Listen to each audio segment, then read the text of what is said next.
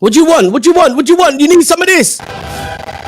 You know what day it is, son? At the Ernie, you're just better than them. Robbo. Yes, sir. Robbo. Yes, sir. Robbo. Calm down. Yes, calm sir. Down. Robbo, You know what day it is? You know what day it is? We have 6 of these, you're man. just better than them. That's the day it is, rude boy. That's the day it is. Just in case you're in any doubt, Robbo. Daddy Ernie, you're just better than them. You need that jingle for your manager. Listen, calm down, Robbo. Calm down. I haven't heard from you since when. Here he goes. What's going on? I know you're planning up some stuff, and immediately he's got the Euro music playing. See, he doesn't even know what it's called. It's the Champions League anthem. Because you're not used to it. You're just not used to it. Oh, here we go. Oh, here You're just not used to it. Well, I'll tell you what, I'm going to get up the Premier League anthem because you're not used to that. The Premier League ain't got an anthem, son. Isn't it? No, unless you want to play a Barclays advert. You're just better than them. That one.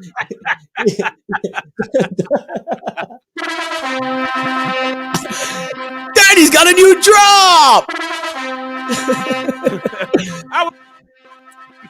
I'm good, bro. I'm good. How are you, man? Robbo? I'm good. I'm better than you. You must be feeling. How you feeling? No, Robbo.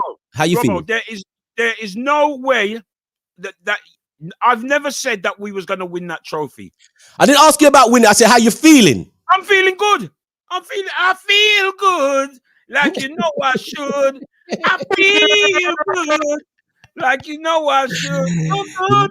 How can you be a straight up Man United fan and you're telling me you're feeling good? I'm telling you that, Robert, because at no time at all did I say we was going to win that trophy. You were beaten by the underdogs. I said that when we get our hands on the trophy, I will celebrate. We didn't get our hands on the trophy, so I'm not celebrating, and I don't feel no way at all because I never once said that we was going to win it. So when we get our hands on the trophy, you weren't getting your hands on the trophy. I never said when. I said if we get our when we get our hands on the trophy. If or when? No, when we get our hands on the trophy, then I'll celebrate. I never said we was gonna get our hands on the trophy. That's when I'm confident. Ernie, that's when I'm confident. Ernie, you've been saying this for 4 years, bro. It don't matter. You've been saying it for 4 years. Bruv, I still support my team. Even it's for 20 years, I still support my team. But when you're talking about I am not questioning. I'm not questioning your support of your team. What I'm questioning is your sanity, because I told you. My sanity is absolutely fantastic, Robert. What is wrong with you? I'm questioning your sanity because I told you this second-rate, boys' club. The one what I'm calling. I'm not going to disrespect him or call him a PE teacher. Yeah, okay. But this brother is not up for being a manager for Manchester United, brother. Second-rate. Do you know the points? Do you know the points? Second-rate manager that finished above you in the Premiership in 2021 is not up to the job. That's what you're telling me. Listen. That's what you're telling me, Robert. If you check the man's points record, the points record what he's won, he would have been seasons gone by. He would have been 5th, 6th.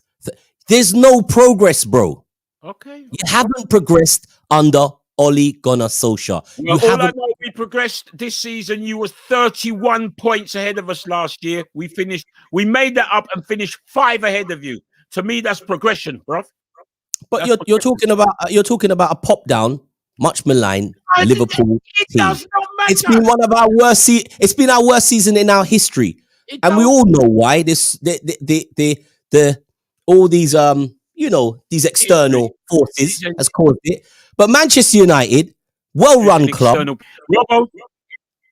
Robbo, it doesn't matter. It does not matter when you look on the stats and the fixtures for 2021 in years to come. Long after the news gone, you will see that it was Manchester City, Manchester United, Liverpool, Chelsea. No. What you will see is just Manchester City. Nobody cares about the bridesmaid. And if you want to start talking about stats, I've got them here for you, bro. I've got stats and I've got receipts for you, bro. It don't matter what stats or receipts. We told you about your defense. We told you about your defense. When I look, hang on. We told you about your defense. We are second. We were second in the Premiership. Now, people, I know you're online. Ernie, you're freezing. You're freezing like your manager, bro. He's cold. You're freezing, son. I'm freezing. You're freezing. I ain't. I'm all right. I keep telling you, you're freezing. All right. Well, this, what can I say? I'll tell you what you can say. Carl BT. Yeah, you know that. I am gonna call. I've called him already. I called him already. He's gonna cost me a fortune. Don't matter, man. You're gonna make it back. You got the greatest show on, the greatest football podcast. This show is breaking all records, Ernie. And guess what? We are live.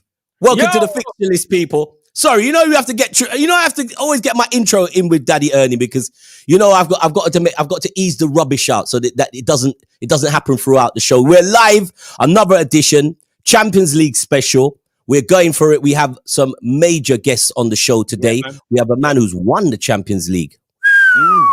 He knows what that medal feels like, and we have a man whose team has just qualified for Europe.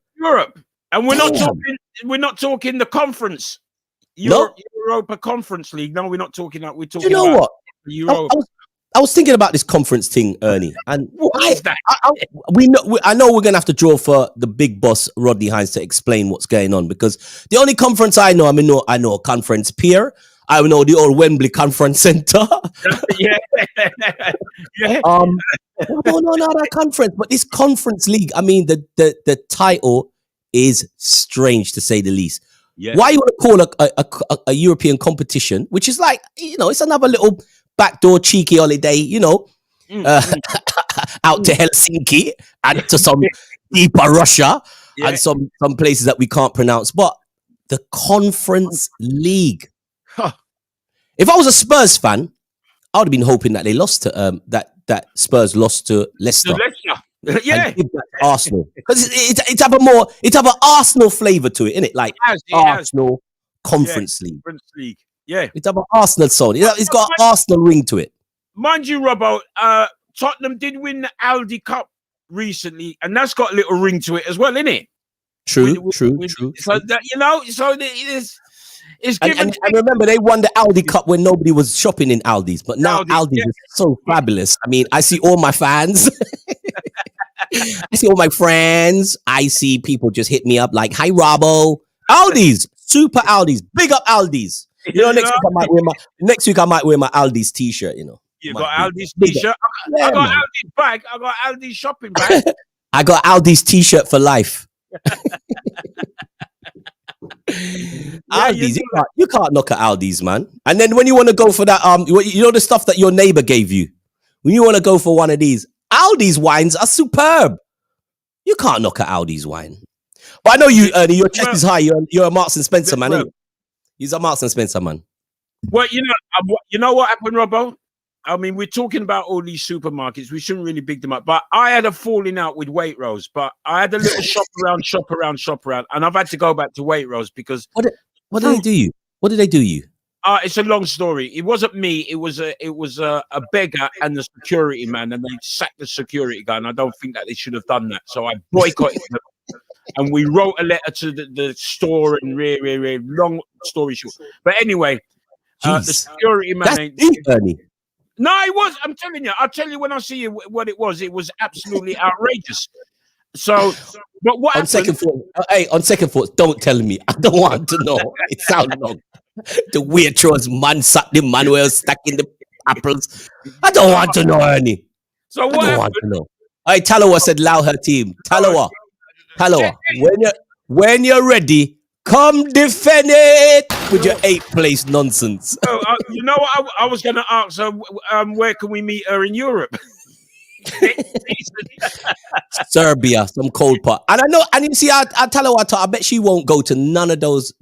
She wouldn't go to none of those away matches. If you got that Thursday night gig, the Conference League, trust me, I'm going to say for Liverpool, if Liverpool got that Conference League, they'd have to send the under-21s to do them matches there, bro. No. You cannot be serious. You couldn't be sending your first team players to play in that competition. No way at all. But, I mean, Spurs is dying to win a trophy, aren't they? Really and truly. Their cabinet over at the Sainsbury's Stadium is empty. They need something in there, so they'll probably be going for it full blast, bro. Sainsbury, and people keep doubting it's called the Sainsbury Stadium. I'm gonna drop. Listen, I'm gonna drop the proof. I'm gonna drop some proof. Don't make Daniel Levy fool you. I've got proof. Yeah, man. We got proof. Show them the proof, bro. No, I'm gonna send it. I'm gonna send it to Anthony. Let get Anthony get it up, and you'll see. So Tottenham fans, when it comes up, hey, 108. There you go. Tell me what you see, people. Tell me what you see. You see the shop, and then you see the car park. And just thrown in for extras, Argos and the gym as well. Hey. Yes, Chris Sweeney and Richie Sweeney and all them Monday. Patrick Tapping and all them. They'll be happy to see that. Patrick Tapping. Yeah. He'll be tapping his foot up the escalators, bro. Remember to share on Facebook and YouTube. Share and subscribe to our YouTube channel as well. We want to get them figures up. So yes, go on definitely. YouTube and subscribe, and also Facebook. Share the Facebook link. And tell a friend to tell a friend to tell a friend. If everybody tells a friend and they tell two friends and those two friends tell another two friends, I'm telling you, we're moving hard.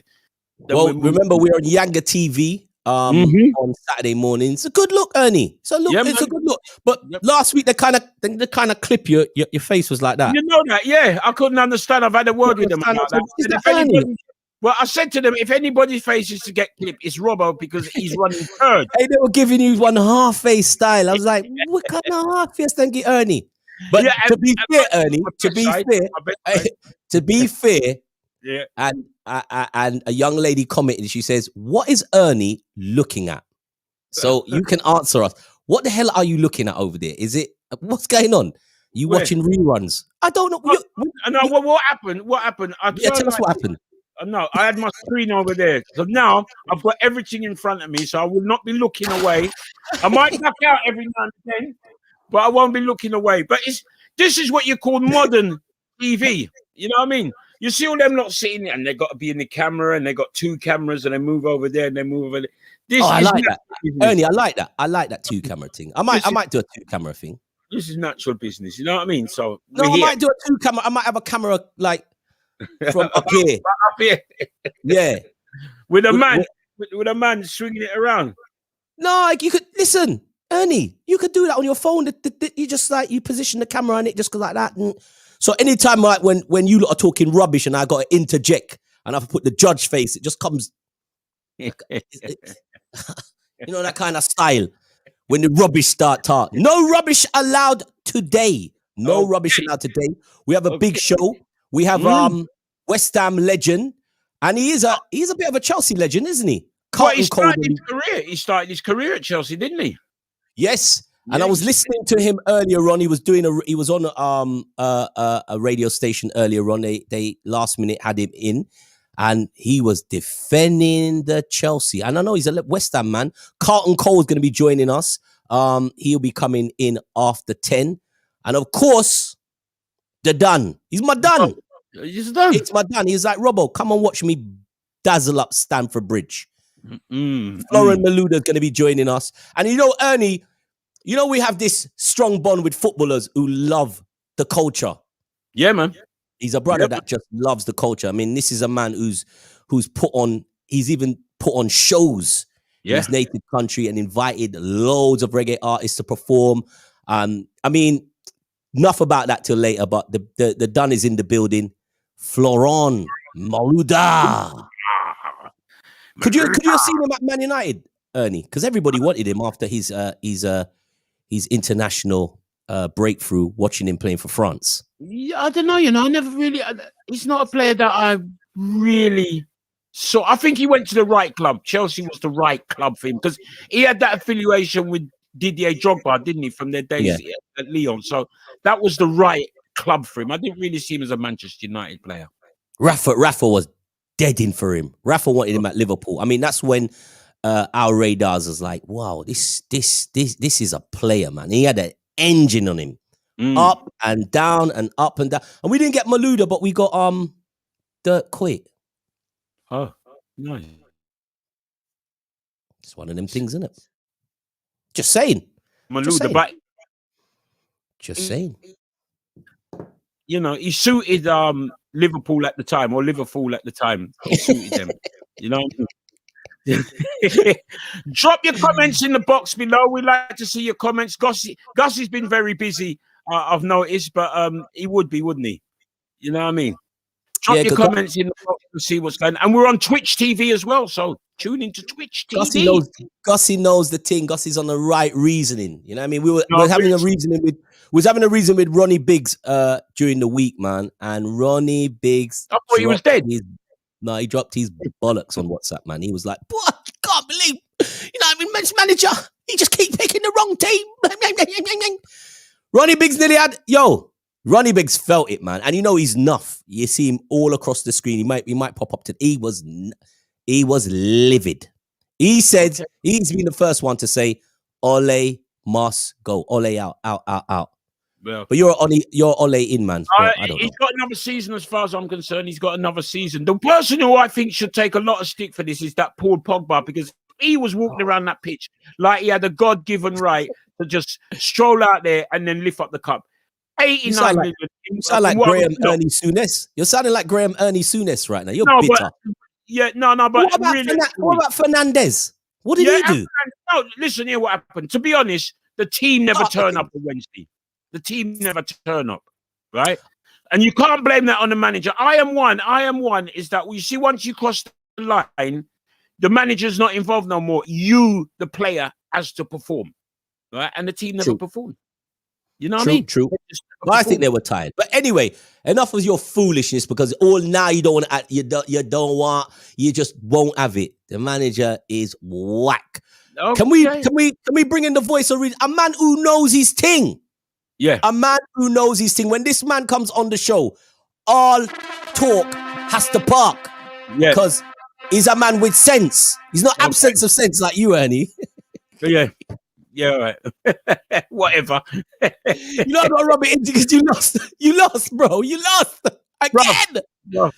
Next season is another season. All right. Next season is another season. That'll be 5 years. So, without no further ado, the voice of reasoning. It's Rodney, the Cool Ruler Hines. The Cool Ruler Hines. Rodney, we thought you weren't coming today. They said that you left us for Sky TV. No, I'm not. Rumors then spreading. Claim that he is the done in a device thing. I be a rumors of what? We know you wouldn't do that. We've seen you on Sunday supplement, but you know the Friday supplement is the thing. No, talk the truth. Talk greetings, salutations.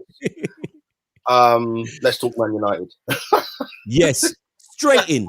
Rodney, he's gone for Pogba. Please, dress down, my brother. Ernie. I spoke to Ernie at half time in that game on Wednesday night. And I said to you, Ern, at the time, that you just weren't playing well. Yep.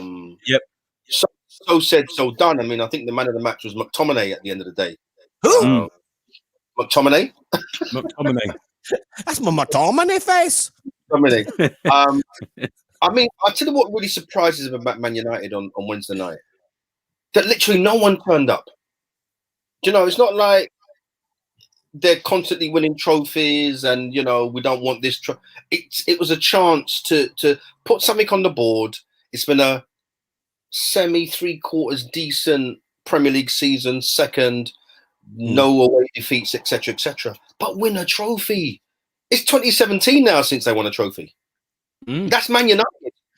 It's been about 2017 I've been collecting from Ernie. Ernie, talk the truth. Wasn't it in 2017? I think I've collected about £80 from you already. That ain't nothing. £80 ain't nothing. £80. I know. But it's just this year. This is the only year you've been able to, you know what I mean? I owe you, son. I owe you. It's been, do you think, Rodney, well, you've seen the points total. Let's put the Champions League to one side because we are going to revisit the European game. Do you think the points total that's amassed by Man United, their defensive record, which has actually been terrible, even though they finished second, 5 points ahead of a pop down Liverpool? No, Is listen, there don't progress? say about pop down Liverpool. Just say 5 points against Liverpool. I'll just say it as it is. A pop down Liverpool this season. No. When we look, we don't see Liverpool pop down. We just see Liverpool and their points total. Why, thank you. Rodney, progress or no progress? For Man United? Yeah, I think there's some progress. I mean, to go literally half a season and away from home undefeated, you got to take some credit from that. That said, 12 points off the champions. I think United's problem is because of the history and the stature of the club. You know, they were the standard bearers for the top flight. Liverpool the same as well in many moons ago, and not too recent as well. I just think that when you see United flopping in cup finals, it's not what generally happens based on a glorious history. Mm-hmm. You know, your Mark Hugheses, your Ryan Giggs, your Beckhams, your Scholes. Clearly, we've got a different set of players at Old Trafford right now. But and I know Villarreal beat Arsenal, but at least in that Arsenal game, Arsenal created chances to win. They hit the woodwork twice. Anyone can lose a cup final. There's no doubt about it. And I know Ernie wasn't overly confident as well, by the way. He wasn't jumping up and down on Wednesday. He was a little bit hesitant. But I just think it's the manner of defeat. What manner of defeat? Come on, let's get a grip here. The goalkeeper missed. No. The manner of the defeat, that inside 90 minutes and an extra half an hour, United were never at the races. Yeah. They were never at the races. There wasn't even, I don't think, the old United half an hour of concerted pressure, the goalkeepers diving all over the place and hitting the woodwork. It just didn't happen. So you talk about Pogba. I heard Pogba always seems to get it in the neck so early. Why? The man that's been so influential in terms of turning games and taking penalties, Fernandes didn't turn up either. Well, Fernandes, in my opinion, Fernandes hasn't been playing well for a few weeks, actually. If the truth be told, he hasn't really. He's run out of gas. The talk is that in the big games against Premier League rivals in the season, he never turned up anyway. So, is he a flat track bully? Is he tired? And I know you, as you said, Ern, you're quite right. When the players go over the line, it is about the players taking responsibility.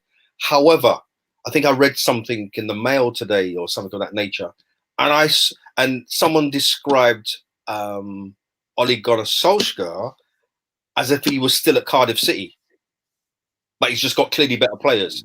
Wow. Is he out of his depth? Would a Mourinho? Well, he did. Mourinho won you a Europa League. Love him or hate him, he won Europa League. He knows how to win finals.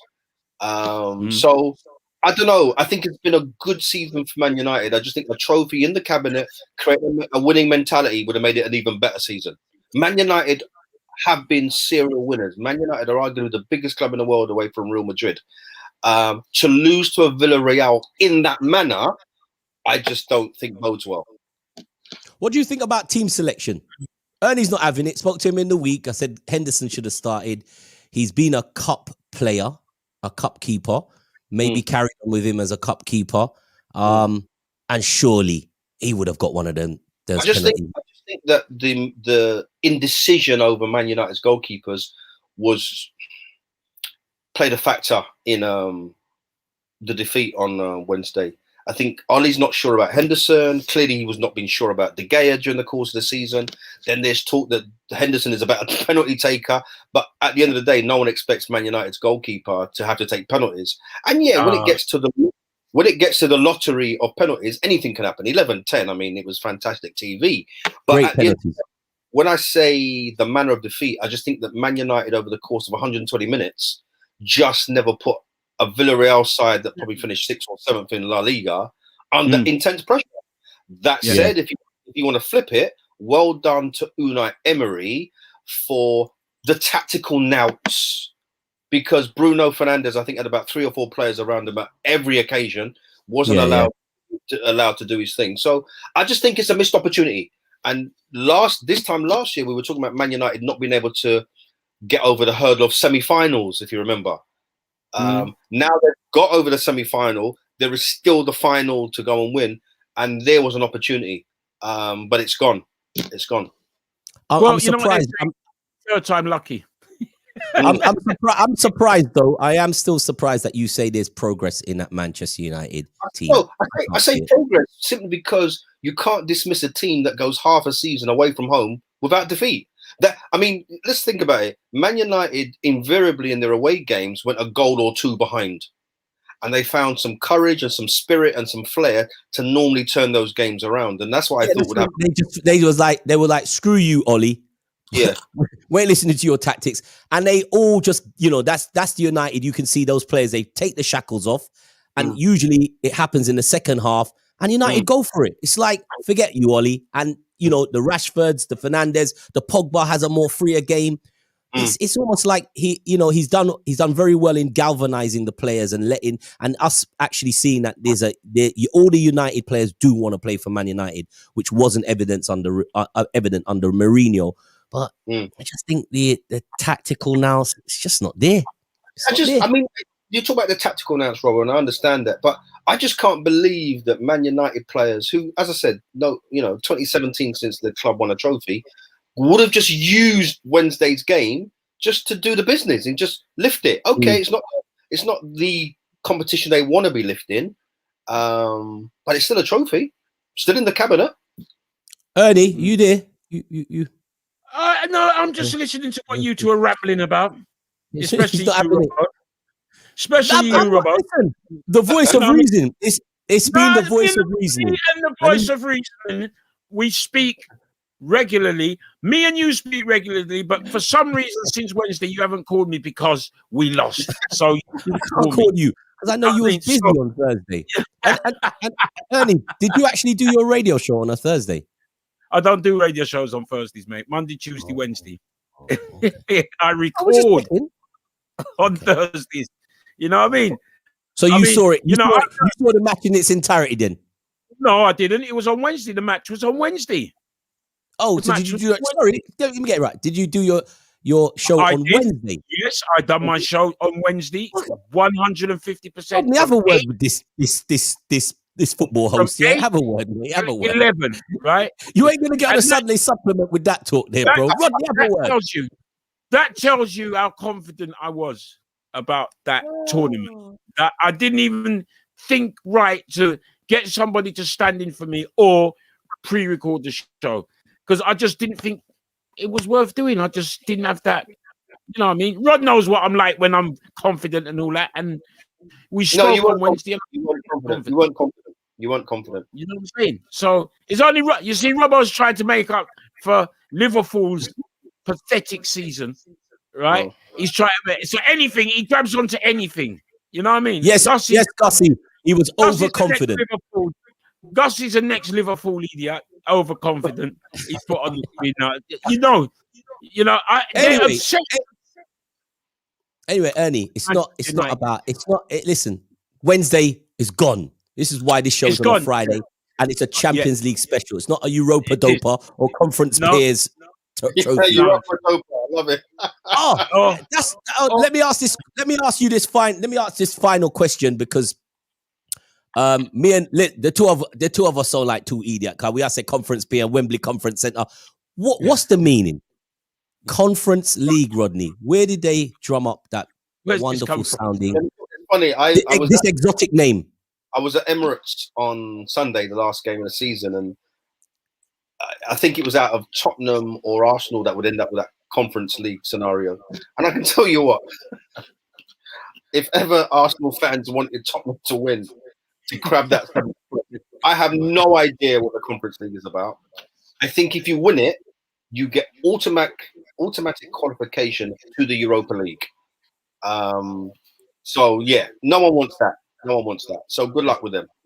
But they might have their returning manager, Mr. Pochettino, to come back to guide them. So, Can you see that happening? You see that happening?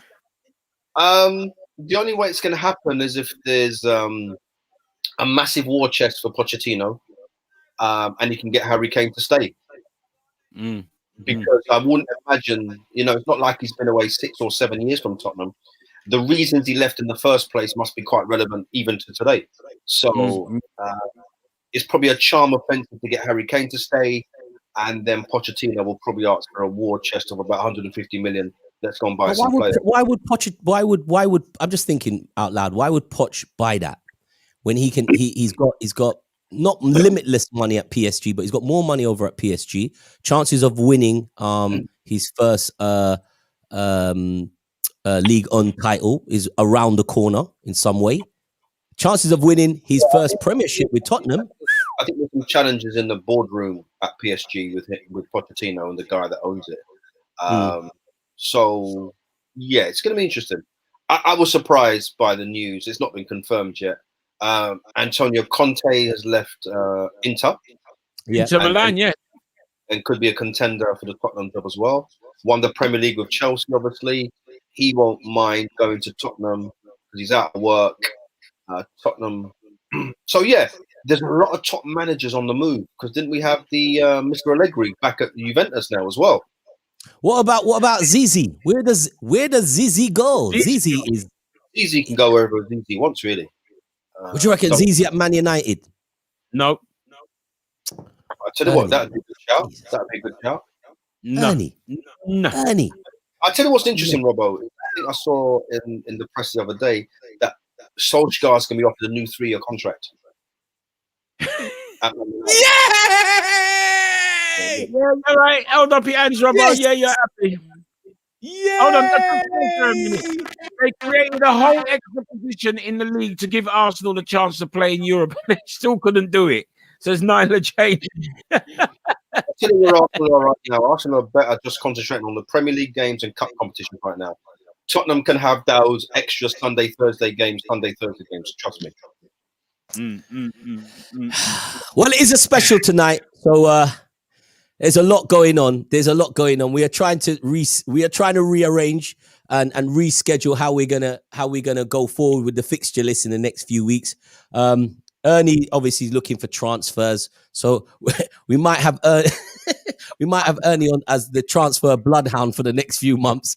Who's coming in to Man United? And Rodney, Manchester United transfer news is big business. It's real big business. So we'll see if we can do that. We got cramming so many people on the show. I hear the Dun Dada is in the building. Ernie, the Dun Dada is in the building. Dun Dada's in the building. He is. The Dark Destroyer is in the house.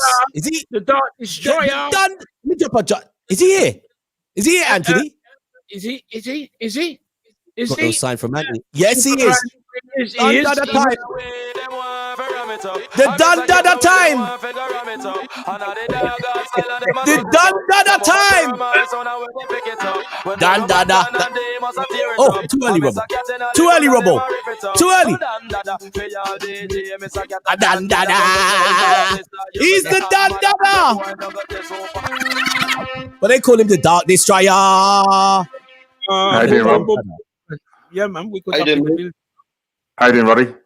I'm good, and yourself? Oh well, yeah, I'm all right, I suppose. Still getting over it. I give the man the super cat, and he's like, all right, mate. All right. Still getting over the disappointment of losing to Leicester. So, Sean, we had a gentleman's agreement.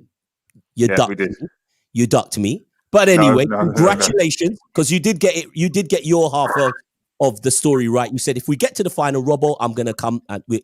So it is a bit late. Yeah. But thank you for turning up today, Sean Wallace from the How are you, Chen. kid? I'm good, my brother. But why are you looking so glum, bro? Come on, you're in the final. Yeah, what's going on? We're in the final. No, I'm looking forward to tomorrow's game. As long as we pick the right team, then we can beat Man City. You've done it before. No, but we need to pick the right team. What is the right team? Well, we need to have we need to have the front three of Havertz, Giroud up top, and the main man Pulisic. Giroud, interesting shout. Definitely. And the reason why I say Giroud is because I think Man City are going to play with 3 centre halves tomorrow, Diaz in the middle, Laporte on the left, and Stones on the right. They're going to have Walker. Yeah, I think he'll play as well. I think he will play. All right, and they're going to have the two speedy wing backs in Zivchenko and Walker.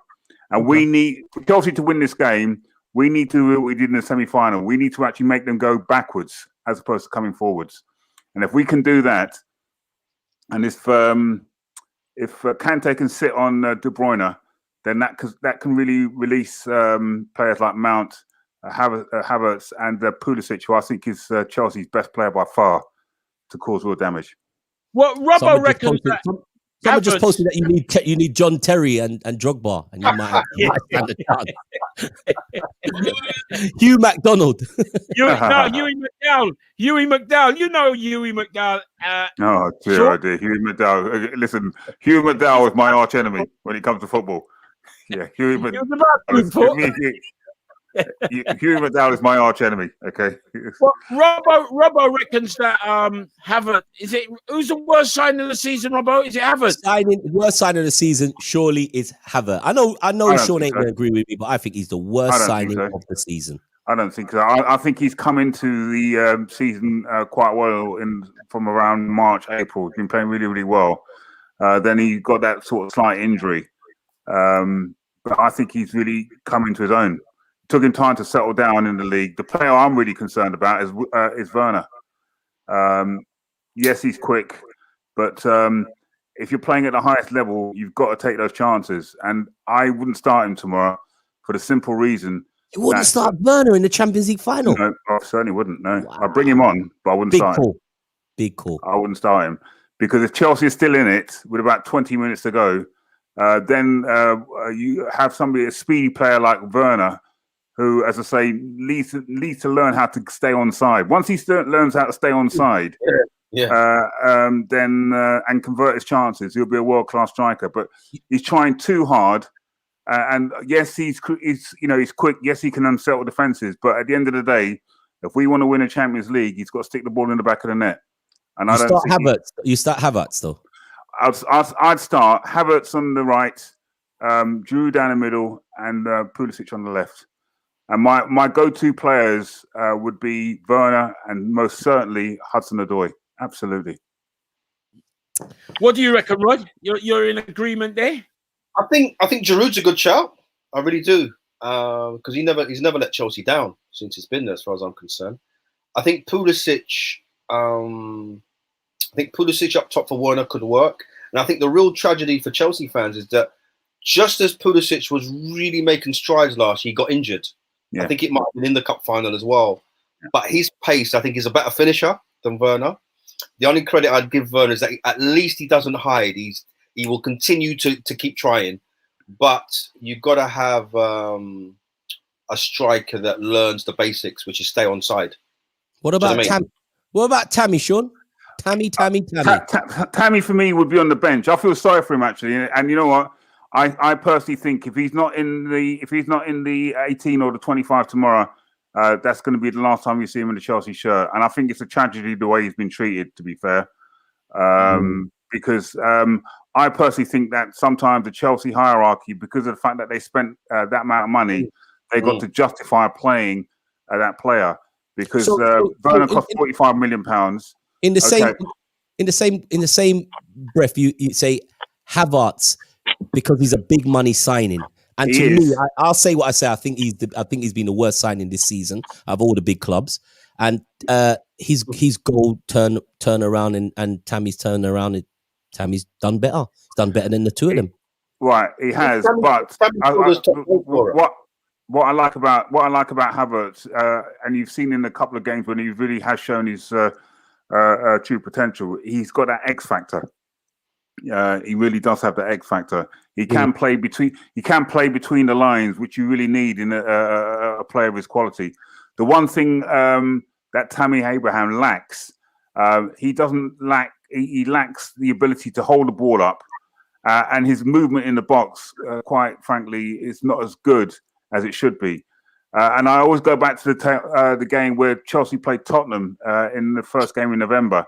And James was putting in some superb crosses, and Tammy Abrahams was just not on his toes. Whereas Giroud is the type of person who can basically anticipate, get to the, get the head on the ball, and he's got that experience where he can hold the ball up, bring classy players into play. You remember when him and Hazard had that wonderful link-up play before Hazard left for Real Madrid, and that's one of the reasons why Giroud is still in the French team, because he's that target man, which sometimes you do need. But he's got that finesse and skill to actually hold the ball up and bring skillful players into play, and you really need that. Agreed. Well, it's a big game. We obviously have one of the bigger super fans, obviously. Sean Wallace, he's a big super fan. But Sean, we've had to upgrade you, man. We've gone big tonight. We've pulled out all the cards. Rodney was like that on the phone. Ernie was like trying to work out how to use his green screen phone. I was on the emails. We managed to get him. Champions League winner. He's in the house. I was actually going to find, but the biggest tune of the night was obviously your tune, Dun Dada. But we might have to go back to the signature song. He's in the house. He's a Champions League winner, a Chelsea legend, French International. He's our brethren. Florent Malouda. Salute. There you go, man. Respect. The Don is in the house. A legend. Yeah, do you know, Robbo, that the first game he played in the UK was against Manchester United? Did you know that? How well did he do, Florent? Well, it was 1-1. 1-1.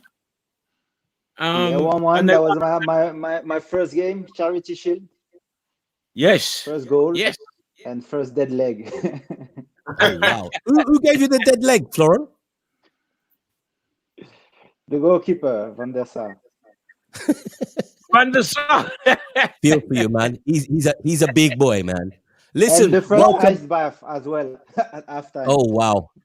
Listen, Florent, thanks for joining us. I know you're a busy man. You are on the whole UEFA thing. The scenes behind Rodney obviously knows how that goes, man. And when they have someone like you representing, it makes us feel good, because we know one of the brothers them is behind the scenes putting things in place in the right sort of way.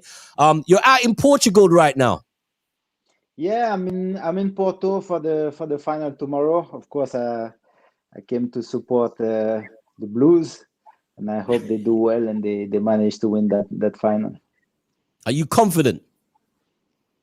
Yeah, I'm confident, because I think Chelsea has the experience of playing those finals. We won the one in 2012. We lost one in 2008 in Moscow. But then the club has the experience with the Europa League finals. So yeah, I'm confident. Man City is a good team. Won the Premier League, and I think on the last two games Chelsea won, but that's the third, so you never know. Where do you think it'll be won and where do you think it'll be won and lost, Florent? Where do you think the game will be won and lost tomorrow?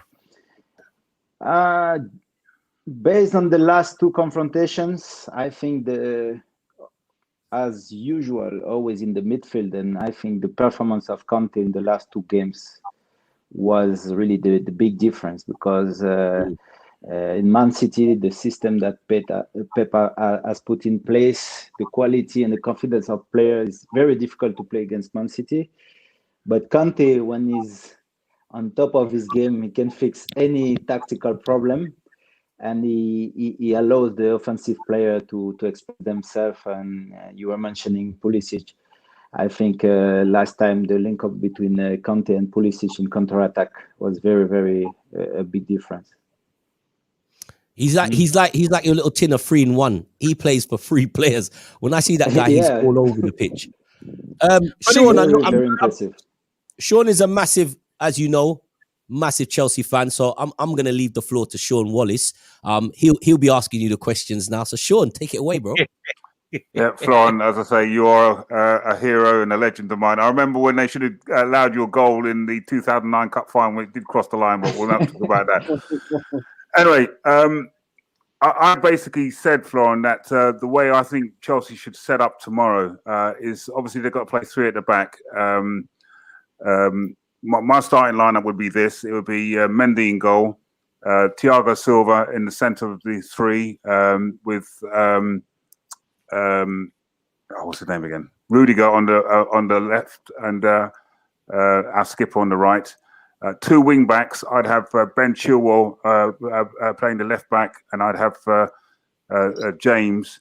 My personal preference for the midfield, I wouldn't play Jorginho, and the reason being is, although he's a very good passer, he looks good when he's got time and space. And I think Chelsea really need to match their midfield by having Conte, and the insurance I'd have would be Kovacic. And up front, I'd have Mount, I'd have Giroud, Havertz, and my main man would be Pulisic. Because I think the way in which Chelsea got to play, they've got to make sure that Man City go backwards, and that's the way they won the two games in the league and in the semi-finals. And I think if you allow Man City to have that offensive ability and capability, then I think they could win. What do you think?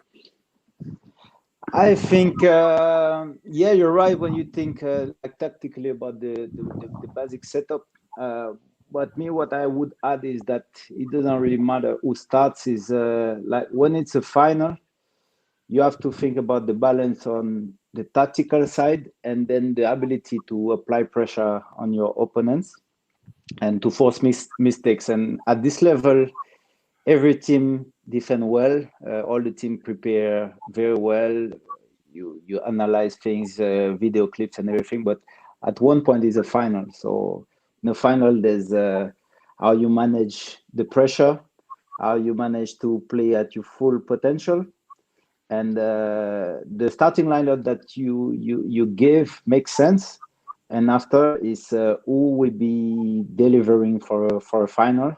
Yeah. So first, winning challenges in your zone, and then be able to do the extra. You know what makes the difference. At one point, you need to take a risk. So the last two games, I think you are right. The way they applied pressure was forcing Man City to make mistakes. But then we were able to score goals, and it makes a big difference when you're winning and you're able to physically match Man City fitness levels. Yeah, you can pose problems, but they are very, very, very good. So hopefully Chelsea will be ready for tomorrow's final. Yeah. How Florent, fit? what do you? Oh, go on. I got a little doubt about midfield. Got Conte, not Conte, is it? Not Conte. In the midfield. Our man in midfield. Angola. Yeah. He hasn't been 100% fit, has he? How do you think there's a slight doubt about his fitness for tomorrow? I don't know physically, but I think even if there's a doubt, as I mentioned, it's a final. So if I take example in 2012, maybe we were 4 or 5 players with injuries, and you probably didn't notice it. So it doesn't matter your fitness level. Sometimes the mental factor makes the difference. And he was a major factor in the last 2 wins against Man City. And I think if he wants to play, it doesn't matter if he's got little problems or things like that. He will deliver, no doubt about it. He's a brilliant player. He's a brilliant player. I mean, we are going to talk about France and their chances in the Euros. Definitely need to talk about France's chances in the Euros. But let's go back to that. Let's go back to the final. You've obviously graced the final twice. You won it once. It's fine margins winning the Champions League final, getting there and losing. Chelsea, as you say, they've been at it before. They know how to win these finals.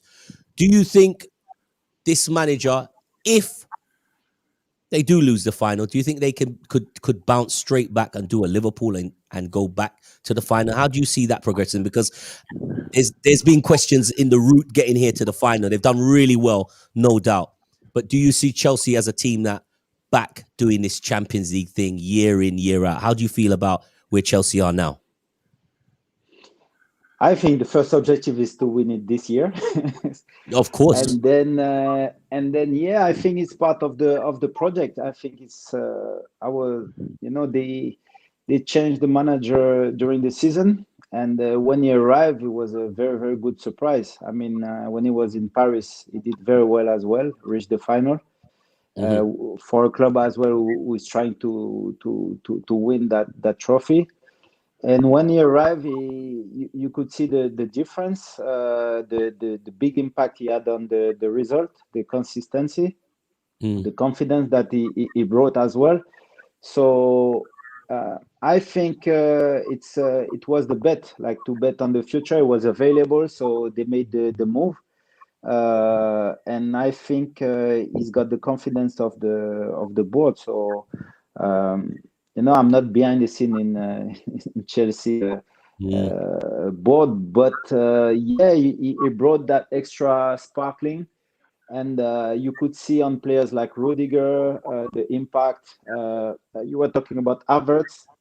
I think he can develop players. Pulisic as well. You saw the impact he has on his confidence as well. So, yeah, I think the ambition is to compete with as Liverpool did, with the best teams, not only in Premier League but also in Europe. And the goal, and I think that's the DNA of Chelsea, is to win, to get trophies season after season. And when you see the level of Man City, what they're doing, I think that's what Chelsea is trying to achieve with this coach. Good. Rodney, chime in, my brother. Yes, I was going to just say good evening, Florent. Real pleasure to meet the Chelsea legend. In terms of mental, he's been absolutely excellent this season, hasn't he, for Chelsea? Yeah. It's. I think he arrived and fit perfectly in. And I was talking about confidence. When he arrived, you could see that he boosted the defense confidence. I'm not sure about the statistics, but about the clean sheets, you could see his impact. And it seems like he feels good. He feels good in this club. It's easy to settle well in Chelsea, but I think he was a good investment, a good signing. And one other question from me. You watch the games, obviously, I'm sure, from time to time when Chelsea are doing what they need to do. How good is Mason Mount in your opinion? Ernie likes Mason Mount, don't you? Yeah, I like him too. And knowing his background, he was in the academy. He's a symbol of Chelsea academy, managing to develop players and the way he came into the first team and the way he performs at the highest level. He's young, but he's delivering, and he makes differences. So yeah, I like him as a young player. I think he has the potential to become a world-class player, because on big games he manages to deliver, and I think he needs also to feel the confidence of the coach as well, because Chelsea is a big club. Chelsea can sign any player, and to show a player from the academy that you trust him is very, very important for the project of the club. Florent, what do you think about Tammy? We touched on Tammy Abraham last couple of weeks. Daddy Ernie's been looking at Tammy's girlfriend's texts, and he's been enjoying them, haven't you, Ernie? Ernie's been enjoying them. So they've taken them down. As a player, he's had his ups and downs at Chelsea. What do you think about that? Because you just mentioned Mason Mount has been given a chance and he's taking his chance with two hands. But there is obviously that with Tammy Abraham. He did that last season. He's done it for certain parts of this season. And yeah, they can sign anybody you want. But how fair do you think his treatment has been at Chelsea? What do you think about Tammy's situation? I mean, in chess is always difficult, especially for strikers. Tammy is a good striker. I was talking about Chelsea Academy. I remember when Lance was playing him in the beginning, he was scoring a lot of goals, and it always comes to delivering, especially when you're a striker. If I compare to Giroud spent a lot of time on the bench as well, and every time he was coming in finals, big games, he was delivering. So that's all I think a manager needs. It's very difficult for a striker to maintain and to work on your confidence when you're not getting a lot of minutes. But earlier you were speaking about Manchester United. You remember the final when Solskjaer came out of the bench and was the hero? I think that's the way Tammy should prepare his final tomorrow. If he's not starting and he get even 5 seconds, he can, that's what makes the difference with strikers. With one goal, he can change the whole story and he can make history. And after, on long term, about a career, everything is achieved so far in Chelsea is valuable and will forever be valuable in his career. So, I mean, mentally you have to be strong to build a career, and he's still young. So sometimes people write you off, but you can make everything right with 1 or 2 goals. Remember Gareth Bale with the Real Madrid when he came off the bench and scored 2 goals. So yeah, in the final, Yeah. Florent, I must ask you, when Man United played Chelsea in that infamous final in Russia, what was the feeling like when John Terry fell over? It was heartbreaking. It was heartbreaking because we really thought that it was the last penalty, and then we were ready to run, but yeah, it happened. And then it's not a good memory for me, but that was still a great night, because in terms of experience, I think it was useful for 2012. Yeah, and 2013. And 2013, and even don't forget I that, would say Florent. even after the semi-final against Barcelona in 2009, when you live this kind of of bad moments for your character and your will to overcome and to come back and to try again, is a sign of resilience. That those experiences were useful for that, and after, I think mentally that's what allowed us to still believe when we had to play against a German team, especially Bayern in their stadium, and to win the trophy. I mean, all those bad memories we were still remembering them, and we still believe that we could do something great.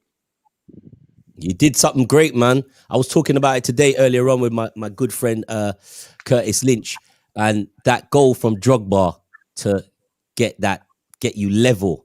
I just thought when Drogba took everything, goalkeeper, defender, corner flag, post, he took everything and put it in the goal. I said, you're destined to win this trophy. And yeah, you won the Champions League. Tell us about that winning the winning that final and that experience of I mean, you've won big trophies, but that day when you won the Champions League, can you tell us about that day? Yeah, it was an unbelievable feeling of achievement, because the campaign was very difficult. We changed manager. We started with Villas-Boas, and then we had Roberto Di Matteo to finish that campaign, and it was difficult. There was a lot of things behind the scenes, but I think the squad was very strong mentally, and Bayern were definitely the favorites. So to do what we have done and the way we played the final, it was very, very difficult. Bayern were, I think, probably the best team in Europe, and to challenge them, and to, you mentioned the goal Didier scored. I think you can feel, I think, all the struggle of this season with that header. And when you think about who was the goalkeeper, Neuer, the way he scored the goal, the hunger, and the joy after the goal, it was unbelievable. And to the way with what happened the previous seasons, I talked about the semi-final against Barcelona. I talked about the final that we lost in Moscow. He got a red card, I think, and then he got this final penalty, and then he scores it, and you can see it was he was crying, and all those emotions, this feeling that it's done. It's history. No one can take it away from us. First London club to lift the trophy, and I think it was also the end of an era with this squad. And it was great for us to share this moment together before everyone goes their separate ways. Listen, I you mentioned a very interesting characters. Teams, they change managers every day, but Ernie's dropped one in. Tell me, could you really understand the tactics of Villas-Boas? Because I didn't. We just couldn't understand it. Villas-Boas, what was that about? Come on, be true, man. I think it's just it's not about these tactics. I think it's just there was more confusion about the project. There was let's say more mature players. They asked him to include young players, and maybe he didn't really blend it well in the beginning of the season. But it was the same squad, and for me, it was not about tactical changes. It was not. It was more about the spirit. There was confusion within the squad, and really, Villas-Boas is a good manager. I think his tactics were not really a problem. It's just that the personalities, there were more conflicts of personalities within the dressing room. Yeah, the infamous Chelsea dressing room. I'm sure Sean likes a good cover up. Before we lose Sean, have you got anything to say, Sean? Before we lose you, the only thing I will say is that I hope it's a great game tomorrow. It's really good that at least two English teams yet again have shown the strength and depth of the Premier League. But it can only be one winner. And obviously, being a lifelong Chelsea fan, being a fan since 1967, I just hope that, despite playing against a favoured team, that we come up trumps. And I'm confident that we can. Okay. Well, good luck, Sean. I owe you one. Yeah, listen, definitely. You definitely owe me one, mate. Florent, it's been a pleasure, mate. Honestly, it's been a pleasure speaking to you. Rodney, as always. Take care, See you guys next season for the fixture list. Yep. Sure, we got a few more fans that want to speak. Another fan that really wants to speak to Florent today. So I'll get off. All right, do your thing, big man. Florent,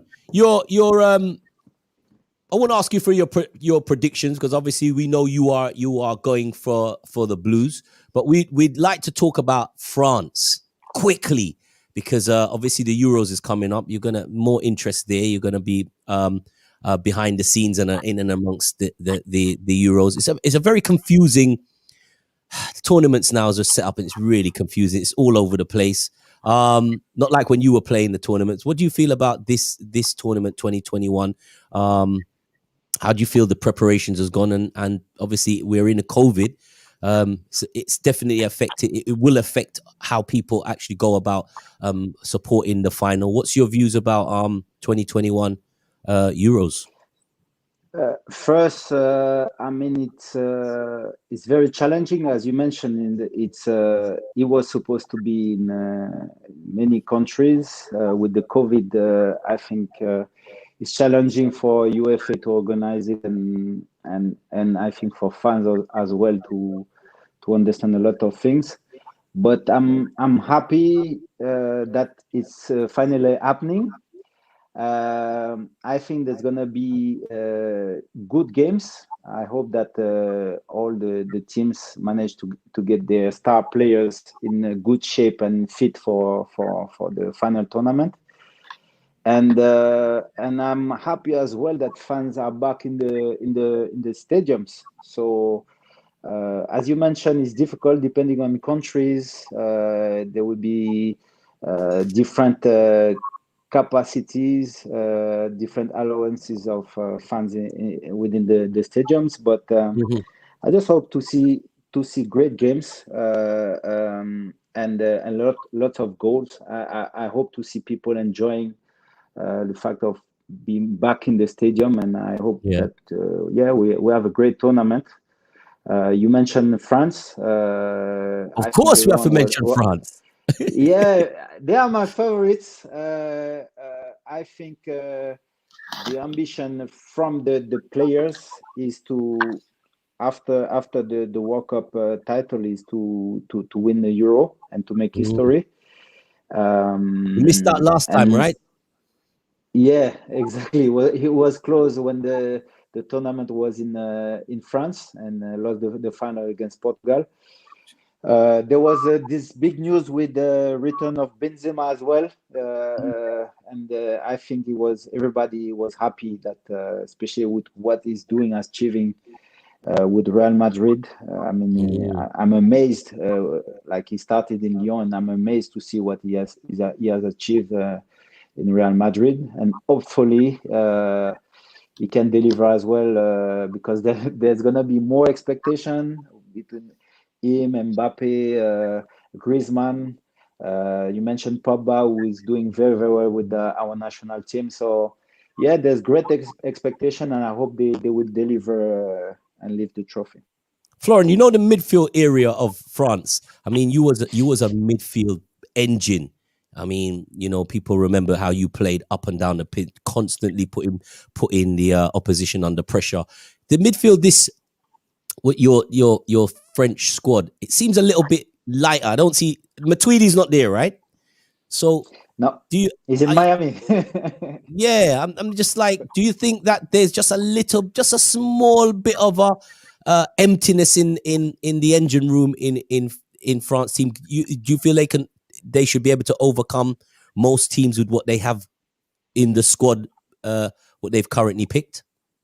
No, I mean potentially that's the midfield who won the World Cup. So you have Kanté, you have Pogba. I repeat, he's performing very, very well with the French national team, and I think they managed to bring that balance between Kanté and Pogba.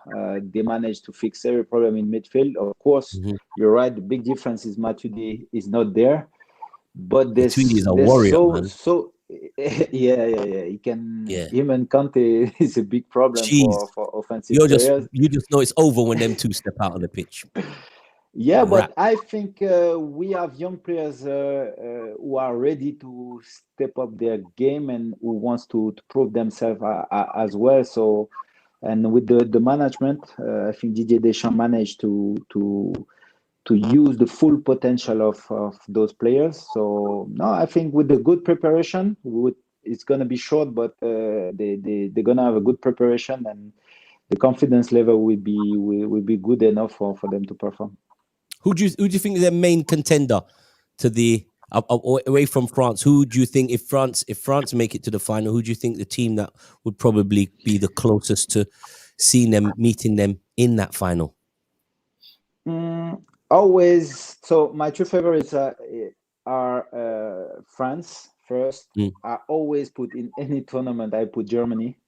Of course, Germany are always delivering in big tournaments. And then I put England. My third would be England. Because is that of recent results, or is it always? Have you always been? You saw England as a threat? Because I don't know. You have to ask Ernie that. Ernie don't see England nowhere. Innit? No, not since 1966. He said not since 1960. No, but you have potentially a team who can reach the final, and the games will be played in Wembley. So I know he tried to organize the Champions League final as well in England, but in for the Euros, most of I think from quarterfinal, semi-final, and the final will be played in London. So I mean, if I was in the English national team and have the opportunity to win a trophy at home, I mean, mentally that would be a great motivation. And for this young generation, I saw what Southgate have been building with this national team. I think potentially this tournament can be for them a big motivation, a big boost to achieve something great, big opportunity to achieve something great in their career. Rodney, the man sees it. He sees England, Germany, France. Yeah, can't disagree with that. I said the same thing to Ernie during the week. I think England have got a great chance. I think home advantage is going to be very, very powerful. Do you think they've arranged it that way to give them a chance? Because since 1966, they had no chance. Do you think? I mean, they've got they've got an advantage of They've got Phil Foden, Ernie. They got Phil Foden. Don't worry about him. Right? They got Mason Mount. They got Mason Mount and Grealish. No, I think I'll give you a couple of contenders. I think that obviously Germany, they know how to win tournaments. I think the Italians are like that as well. I think they know how they have the mentality. You know, they may not score a lot of goals. Yeah, I've been telling you about them. And I would also include the current champions, Portugal, as well. They seem as well to be a really good tournament team. You know what I mean? And if you've got Ronaldo on your side, the Ruben Neveses of this world, the boy Silva from Man City is Portuguese. A lot of really good Portuguese players around at the moment. So I don't think we can ever discount them. Jota. And of course, Belgium. You know, De Bruyne and co. Yeah, I can't believe Florent, you passed Belgium. You passed on Belgium. You asked me 3, so no, you said 3. You know, you said 3. I can't believe you passed on Belgium. I reckon it's a French-Belgium thing. I reckon it's some national thing, man. Come on, man. Belgium are going on good. Yeah, England, France, yeah. final. Yeah, England, France final. That would be a great final. Yeah, England, France final. England dead. So would Belgium, France be a good final? That'd be an amazing final. I think France in any final is going to be amazing. No, I think to England, France, and for France to beat England in the final would be great. Yeah, because I'm telling you, if England win that, no other football nation exists on the planet. If England wins, but you imagine the atmosphere, like if England reach the final, and like for the fans, it's gonna be crazy. And Ernie doesn't care about atmosphere in Wembley. The closest Ernie goes to Wembley is down to the Argos and comes back home. Ernie doesn't care about the atmosphere. Ernie's not. Yeah, but we need that. we definitely need that. You know, after, with what is happening, we need to enjoy ourselves, and football is very, very powerful. So I really want to have full stadium and to see people enjoy themselves watching good games. Definitely. Well, listen, we have another Prem Don in the building, and he also represented as well. Where are they gone? Yeah, we got the super fans. Yeah, but he's probably an England super fan. He's played for England. He's been capped for England. He's in the house, and he's probably happier also that his beloved West Ham has qualified for Europe and Arsenal haven't. Carlton Cole in the building. King Cole in the house. Hey, yo. Well, they are. Yes, Flo, how you doing, man? I see you. I'm good. Long time, man. Hey, did you ever play in opposition, or did you ever play together, Carlton? No, I didn't play. When I left Chelsea, obviously, Flo came in and done his thing. You know what I mean? Won Premier League titles. You know what I mean? So I left just before him. It's what a fantastic player Flo was, man. You know what I mean? He just controlled the wings. I was just supplying Drogba. You know what I mean? And them man had a wicked relationship. So yeah. Yeah. He's done well, man. But one thing I would say, I'd have loved to have played with him. Yeah, of course. I was about to say that, man. I know he's about to ask that. Of course, I'd have loved to. Carlton, Cole, and Drogba up top. Boom. Well, with Didier, like I was like the apprentice in it, so I had to look towards him because he was like the finished article. And, that's who I molded my game on when I went to West Ham in the end. Yeah. But I mean, you are still dubbed as a legend. Now, tell us something. We've been trying to work out the West Ham way, but I know we can't find it on Waze or we can't find it on Google Map. But when they say he's a West Ham legend, Carlton, what does that mean? What does that mean to you? A West Ham legend. I wouldn't say it. Look, legend. The name legend gets loosely used.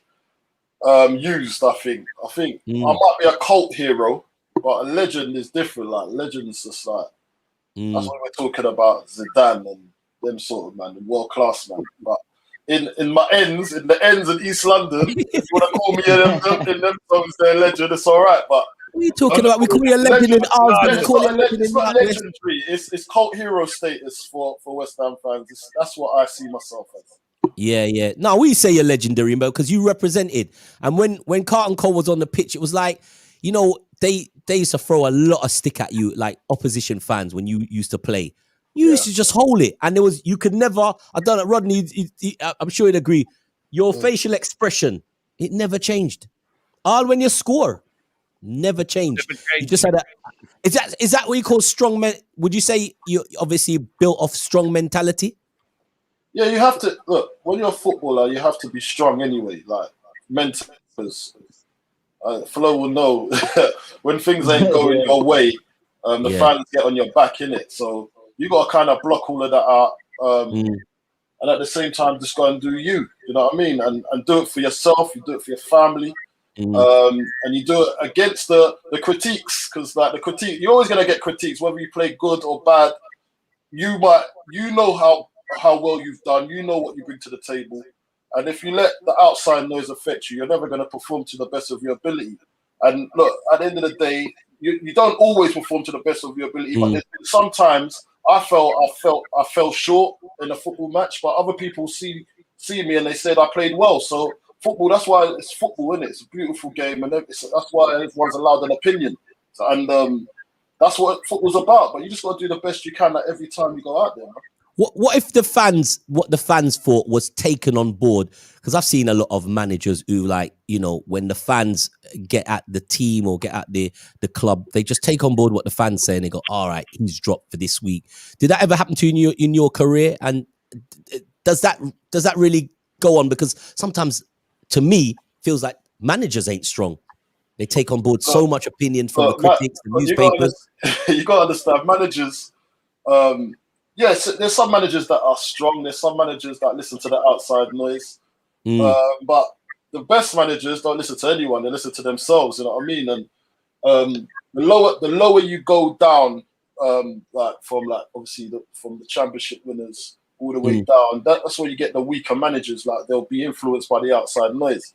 But if you're a good manager and you believe in something, and you believe, look, if Mourinho. So remember when we bought Didier Drogba for the first year, like he didn't score that. I think he scored like 14 goals in his first season, but he had like bare assists. But if Mourinho would listen to the fans and say, he's not cutting it, he didn't score a lot, but you saw what Didier brought to that team. You know what I mean? Like the work he done off the ball. And if you listen to the fans that go on stats and all them sort of things, Didier wouldn't have been the player he was. So Mourinho had to back him and backed him full hilt. And look, you saw he became a club legend. And that's what you got to go with. So in football, you just got to go with the people that are stern. They know their philosophy. They know what they want out of their team. Don't matter about the stats because football's not just about stats. It's a feeling game. You know what I mean? It's all about feeling. And if the manager's not feeling you, then he's not going to play you. You know what I mean? So it's just about what the manager brings to the table and his style and the way he looks at football. You've played on a few managers. Who have you felt, like I said, feelings? Who are the managers that was like, Carlton, that's Kola my youth. He's my player. He starts. Who are the managers that gave you that good feeling in your career? I had funnily enough, it's like every manager I played well under were Italians. You know what I mean? So I had obviously Ranieri when I was at Chelsea. When I come through, he put faith in me, and then I loved him because he just took me under his wing, called me his young lion and all that. That made me feel good when I was busting. And then when I went to England, I had Capello, because Capello loved me off, but he didn't play me like how much he should have. But he liked me a lot. I was there. I was at most squad. I was in most England squads. Although was most of your caps for England, was that for Capello? Yeah, it was all Capello. Yeah. Wow, watch the done now. Yeah, Ernie, you got that shirt, ain't you, Ernie? No, you don't be stupid. And then, but I got in the England team through having Zola as manager. You know what I mean? So he came in at West Ham and he believed in me and said, "Listen," and he told the whole team, said, "Listen, just give the ball to Coley as quick as you can, and he'll bust goals for you." So that's how. So that knowing that I see Italians more of man management because they'll manage you as a man, you know what I mean, and try and get the best out of you, and that's what helped me get to the heights I did at that period. Yeah. How Rodney, Rod. big West Ham side fan, Rodney. He's an East London man, isn't it? Yes, I covered a lot of games at Upton Park and at the London Stadium, and you were talking about the fans earlier, Carl. What I found with West Ham fans, they're either, if not the world's worst, but they're either for you or against you. And I know I covered a lot of games with Carlton when things weren't going quite right and it was a negative vibe. But by the same token, when West Ham fans really back the team, they are such a motivating force. Yeah. I mean, I don't think we should. West Ham fans. Look, you know West Ham fans how they are. And it's like every fan's really like that's got ambitions to go on to bigger and greater things. Like you get frustrated when you see things are not going your way. It's just human reaction to be thinking, well, we can do much better than Carlton Cole. But at that time, that's what you needed. You needed someone like me, strong, up front. Have a look. You see how Antonio's holding up the defense, people's defenses. He's not easy on the eye, but he's doing the job that's required, and that's what's needed. At the time when I was playing regularly at West Ham, that's what was needed. You know what I mean? Like, and that's what kept us. Well, we got relegated one season. We shouldn't have because of the team that we had, but that's what kept us in good stern. And you didn't have to go out and spend the big cash on getting a superstar striker in. So it was just one of those ones that I'd done the job that was required. And look, when I first come to West Ham, because I was Chelsea, it was a hard time. And I didn't. So when I first come in, I didn't say the right things. I didn't help myself. And then what did you say? What actually did you say? And I come in and I said to the press, and this is like when you're young, innit? You don't even really realize what you're saying could not sit well with the fans. So I said, when I said, listen, I'm coming here to prove myself and to use this to get back up into the top 4 clubs. You can't say them sort of things when you go to a West Ham team. You know what I mean? You know what I mean? I didn't realise it at the time, and that didn't work out for me anyway because I ended up spending 10 years there. So I didn't go anywhere at the end. You know what I mean? So we were made for each other. But it's one of them ones. There was like, at the end of the day, you say the wrong things, and that's why I got to the point where I had to prove myself and prove that I wasn't there just for them sort of things. I was there for the long haul. And look, one thing about West Ham fans, they'll always back you if you put working hard. You don't even have to be the most talented player, but if you're working hard for that team and they can see the effort that you're putting in, bruv, it will last an eternity with them, and that's the kind of affinity they have with their players if they're working hard. Got a quick question for Carlton. You were obviously at West Ham for a long time. The rivalry between Chelsea and West Ham was bigger? Because of Carlton. Was the rivalry between Chelsea and West Ham bigger than the rivalry between West Ham and Tottenham? What was the bigger? There was no rivalry between. There's no rivalry between us and West Ham. Not really, because Chelsea. I mean Chelsea and West Ham, because you got to understand Chelsea are a big team, man. They're not saying that West Ham on it, but they had the money in it. Chelsea had the collateral. They it wasn't the same rivalry. Although, they used to call Chelsea Red Boys and that, like all them sort of things there. But that was all the banter that came along with it. Yeah. But the rival would probably come because of the ICF and the Chelsea Smilers and all them things that from back in the day. That's where the rivalry really come from them, from the hooligans. You know what I mean? It wasn't really the club against club. Like Chelsea would buy a player from West Ham. West Ham would buy a player from Chelsea. You know what I mean? Like that. If you was real rivals, you wouldn't be selling to each other. You know what I mean? True. So the rivalry between Chelsea and Spurs, now that was something else because that's still going on to today. Like Chelsea don't really do business with Spurs. You know what I mean? I was before I was going to go to West Ham. I was actually I'd done my medical at Spurs from Chelsea, and then when Abramovich found out that I was doing the medical at Spurs, he called me back. So I had to go back. And said, I ain't selling to Spurs, so you better choose another club. So I was like, right. You know what I mean? So that's real rivalry, bruv. Like, you know. But then now you look at the West Ham, and Spurs rivalry. It's more Spurs, the way they are, because West Ham have something against Spurs. They've always have, like, and it's because it's quite closer as well than Chelsea. We don't look at Chelsea like that. West Ham, but although we don't like them, that's just banter. But the real thing is Spurs and West Ham. That's the real rivalry. But then you look at that, then you say, well, we don't look at Millwall, but Millwall look at us as their real rival. Yeah, you know what I mean? Like we won't look at Millwall as our rival, but we definitely won't lose a game against them. You know what I mean? That's one of them ones there. So that's how football is. Everyone's got their sights on who their rival is. It just depends if it's the same relationship back. So they see you, but you don't see them. But right now, they ain't seeing you. You're Europe. You're doing Thursday night, bro. Hey, listen, congratulations on the behind the scenes, because I know we spoke earlier on, and you're doing your badges and what have you. But I hear a lot about you from as well, isn't it? He's working the youth. with the Them saying, Carlton Cole shows us how to do this, and Carlton Cole this. It's beer. Carlton Cole is the man. When you go to the club and you see Carlton Cole there, that. So I mean, you're working behind the scenes at how are you enjoying the life after football and the coaching, what you're doing at West Ham and all of that. How you getting on with that? Well, like Flo would tell you, after when you retire and all that, like most footballers, you don't really have a plan. Like you just say, do you know what, I retire now, I'll find something to do. And this is like, sometimes you have a plan, some players don't have a plan. And for me, I had to, because I like giving back anyway, I always wanted to get into coaching at some format, but I've done a lot of mentoring before I got into coaching. So it was kind of a natural progression. Obviously, I know about football.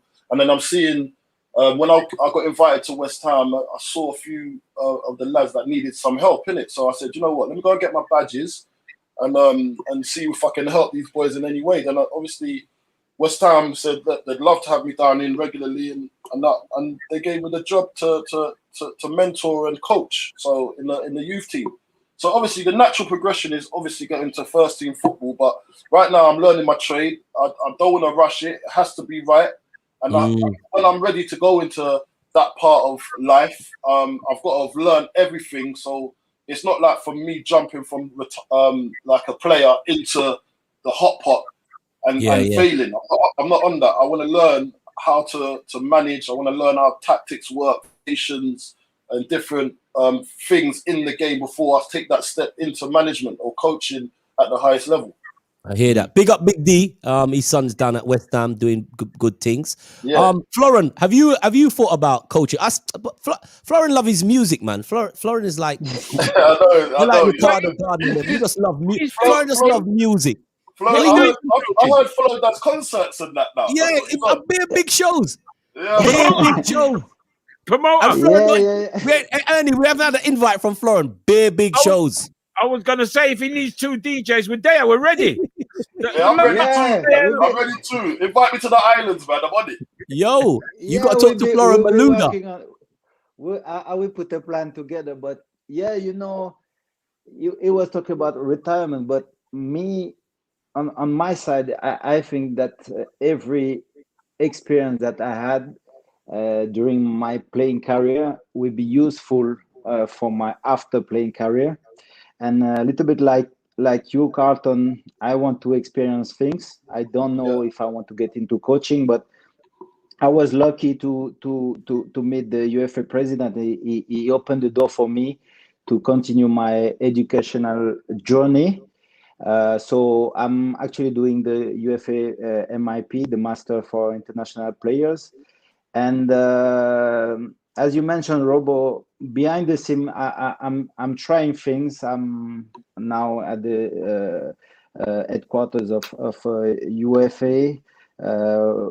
There's a lot of things. When I was playing, I didn't realize all those things all those factors, or all those things that you need to take in consideration. And I see people like, for example, Lamps, JT, so John Terry, Frank Lampard getting into management. I see Peter Cech, director of football, with the board at Chelsea as well. So it's a good inspiration, and I think we also need to have that courage to try things and to create our opportunities. As you mentioned, the concerts, I didn't have to do it. I'm a big fan of reggae music. I'm French, but from South America, and I think I needed at one stage of my life to do things like that. It gave me a balance as well during my playing career, kept me in touch with a lot of things, and I think this experience will help me if I get into management, because I think I did the 3 charity shows in French Guyana. Half of Jamaica was going to French Guyana. The whole, like, we go, boy, French Guyana, Malouda showing up, Malouda keep showing up. Yo, it was crazy. Everybody had Malouda's show. Robert, how come we never got a ticket for that, Robert? What's going on? Was that show the first one you done? Was a charity show, right? Ticket to come to my show. Yeah, I think the first one you done was a charity one, right? All of them were charity event. All of them were charity event, because I was trying to use music and football to promote positive things in my country, in my community. And as a fan, and because of my career, I could have access to festivals in Jamaica. I went many times there. I have connections there, as you know. I saw you many times in some. Listen, man, I see the man down there with France shirts, Chelsea. He bought out the whole of Jamaica. Like, all Jamaicans wearing France shirts and Chelsea shirts. Florent Malouda. Yeah. Yeah, and actually, we did also charity events in Jamaica, in De La Vega. I went to Tivoli. I went to many places. So I think I was mentioning the power of football and what it can change for the communities. I think Raheem is coming from Marvali as well. Yeah. He's doing great things over there. So, I think, coming from those communities, we are leaders. We are leaders. People think about role models, but with our own life, but people look up to us. And we want to get involved. We never forget where we're coming from. Your name is synonymous in Tivoli Gardens. Crumbs. Malouda. The hardest area in Kingston. Yeah. You know Malouda? I said, no, I actually watch him on TV. You know Florent? Pass a message to Florent. TG, you know. Big Crazy. Big Chelsea fan. Yeah, he's a massive Chelsea fan. Carlton, you might have heard a bit of the conversation. We were talking about the Euros happening here in the UK. Florent has put England in his free for at least winning or getting close to winning. France, Germany, England. How do you think it looks for the Euros? Who do you think's got the nous to win that tournament? And for Ernie's sake, does England stand a chance? Don't be biased now, Carlton. Don't be biased now. No, listen, look, England, they can do it. They can do it. If they can get to the semis unscathed, they've always got a chance. Competition. These boys they know each other. They've got a club atmosphere now. I'll just come back from St. George's Park, actually, where they stay. But and I spoke to a couple of people and I just said, listen, because obviously Gareth, I saw Gareth as well, to be honest, and he looks slightly confident. I think he knows his team already, but he's just making sure they're getting past this part because there's still games on. Obviously, there was Champions League game. When do they turn up at Tuesday, isn't it? Is it Tuesday? I think, yeah. I think it's Tuesday, yeah. So it'll be after obviously this game tomorrow, and then they'll know who's in and who's out, and they all turn up, and then they'll have a little see who's fit and who's not. Do you know what I mean? So look, England are always going to be up there, aren't they? Because they're a powerful team. But then you can't look past France. France, that team, man, it's a great team. Belgium, great team. Like there's teams out there that's going to cause an upset, and they've got different styles which will counteract what England bring to the table. You know, so it's when it's in these tournaments, you just got to get past the rounds.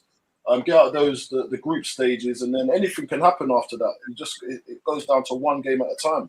Carlton, speaking of upsets, who do you think gets omitted out of the England squad? I know there's a lot of Trent Tark and this and that person. Who do you think misses out on the final? Is it 25, Rodney, or 26? 26, I think, isn't it? Yeah. Who do you think misses out on that list that he's put together?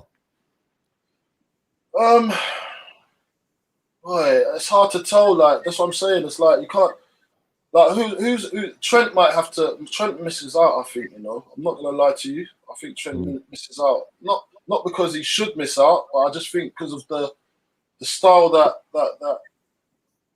Gareth wants to employ. I just don't think he fits in there, man. Like I'm not saying he's not a great player. He has to be in there for me. But he might miss out because he might want to fill that space with something else, and that might need going forward because you need to go and win games. You know what I mean? But he's for me. Trent's is not defensively sound, and the way that Gareth would want to play, he doesn't. He's not a defender. He's an attacker, but we've got attackers. We don't need that. We need someone that's solid. Like if Harry Maguire goes. I don't know how. I think he's fit. But you want those sort of plays. You want defenders to defend, not just defenders to attack. And I think Gareth's a little bit old school like that, and that's what he wants in his teams. I don't know who else. I don't think Grealish will go. I think it's a little bit too soon for him with his injuries, and that will probably prove in training that he might not be up for it. Yeah. But there's other players that could be omitted and might not make it. But I don't want to speculate. You know what I mean? You know, how it goes. It might happen. It might not. You don't know what Gareth's thinking. But I know he wants to definitely be stern defensively. Yeah. Well, you need to be in those tournaments. Okay. Well, we'll wait and see what comes out on. I didn't really give you an answer there. I was sitting on the fence, in it. But No. I know because after them money, I was very political with that. Sorry. Hey, listen, you don't think I was listening? I heard you earlier on. You was giving it earlier on when I was driving down the North Circle. You were really chirpy on Talk Sport. You were always because I've got that Jamie O'Hara next to me. You know how he is. Hey, no disrespect. And Craig Mitch as well. Hey, no disrespect. He talks nonsense, mate. You haven't really. You said to him, how do you spell? You said, this team is a top draw team. You said Chelsea's a top draw team, and he said, how do you spell top draw? You killed him, dead. Carlton, who do you see in the final in the Euros? Who do you see in the finals? In the final analysis, who do you see? I gotta go. France is gonna be in there. Yeah. France is definitely going to be in there. What you saying? France? Germany. Yeah. France and Germany. Germany are just efficient, man. You know they're going to be in and around there. Even though they might not be as good as they used to be, but you know they're going to be banging on that door because the teamwork, the spirit, they're always going to be up there. So that's when you should underestimate them. Was when you don't think they got the team. That's what they want. That's what they want, though. They want you to underestimate them, and that's when they come up trumps. And then you say, "Oh, it's Germany again." You know what I mean? So we'll see. It'll be crazy. All right, listen, we've got the Champions League final coming up, so I need you two to stick around because we got two super fans, one supporting obviously Chelsea, and one supporting Man City. Our Chelsea fan is a regular on the circuit. He's got the biggest sound system at Notting Hill Carnival. Well, Rampage might not say it's biggest. Lewis Mastermind sound infamously from Notting Hill, and drum and bass and dancehall reggae legend Top Cat. Is Cat in the building? Me love me Where's the sis. cat? Yes, me love me sis. Me love me, sis. Yes, me love me. Oh, I forgot your tune, man. I should find Me it. love me sis. Yes, me love me. Me love me. Cat in the house. Cat and Lewis, you're obviously sporting your teams. No doubt about that. You both think you're going to win the game. But if there's a way of winning, let me start with the Cat himself. What is the way Pep wins that final? Keep possession. Yeah, and attack. Simple. That's what it is. Keep possession, attack, get behind them, That's put the ball, and keep the ball away from them. Simple. Lewis, you're going to have to get the ball from them. Yeah, well, we will. We did it before twice. We'll contain them, and then we'll hit them on a break as we did before. It's going to be a tight game. I heard my man Sean, His Royal Highness, talk about his team, and he wants to put Giroud up front. I think I'm going to stick with Werner, Havertz, and Mount, and still play Jorginho with Kante. I think it'll be the same formula as he did before. He'll have Pulisic and Kovacic coming off the bench around 60 minutes if things aren't going the right way. And one thing for Carlton or for the Tottenham fans, thank you, Patrick. Love you. Well done, son. You did well this year. And finally, the rivalry between West Ham and Tottenham goes back to what I was told with Martin Peters. When Martin Peters left West Ham and got Tottenham, that was sacrilege. So it caused more aggravation. But there you go. Yeah. Show my age there. That was way before my time. I'll say no more about that, mate. I'll say no more.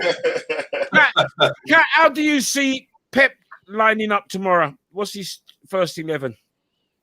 Boy, well, obviously Ederson, Walker, Zinchenko, Stones, Diaz, Fernandinho, defense. Yeah, Gundogan and Foden in midfield. Oh, Ernie loves that. Ernie, Foden's playing. No Sterling, your bugger. I ain't watching. I ain't watching. Is he going full snide? If it's me, it's Mark Maris on the right, Jesus on the left. KDB. I leave Aguero and Torres on the bench, so we need some. You know? Juice. Jeez. You're going with that no strike. You're going with a false number 9 thing again. Full snide. He's going with a full snide. We've been doing it all season and it worked for it. It didn't work for you against Chelsea, though. Yeah, but you see, when we play Chelsea, we never really play with strongest team because we did have other things to deal with. Yeah, see, man, I have to go market and buy some fish and a pound of yam. Lewis, believe me, Lewis. Yeah. Cat's gonna be burning a big spliff. I know you're gonna be fretting, Lewis. But Lewis, how do you think the game's gonna be won and lost? And you said the formation, but can Tuchel, can he tickle Pep? Yeah, I'm not putting the mockers on it, but I think Tuchel's got a good. He's built from the back, moving forward. He's gained that pressing from the front. That's why I'm thinking he'll play Werner, and then he'll try and put them on the back foot. And because hopefully King Kante's fully fit, because he's the key. He is the key. If he's fully fit, he'll be all around De Bruyne. De Bruyne will get frustrated, and that's how we're going to win that game. That's what Florent said. He is the guy. He is the one. Listen, you're seeing it's been the year of the underdogs. Man United got their face smashed. Robbo, leave it, mate. Leave it. We're talking in the Champions League now. So is Liverpool in the Champions League? Oh no, they're not. So Cat, you know you're not the underdogs. Chelsea are the underdogs in this final, right? No, you see, Chelsea beat you twice, you know. So right now, Chelsea, they're not no underdog in this. Hey, Rodney's not a betting man, but Rodney knows the pickup. Rodney, who's the underdog in this final? I think it's going to be Chelsea, if I'm honest. Yeah. I think it'll be Yeah. Chelsea. You Like, got Pep Guardiola. You got All right, but you happen. You happen. You see the way I did tell you before, still, you know. Yeah. Today is John Stone's birthday.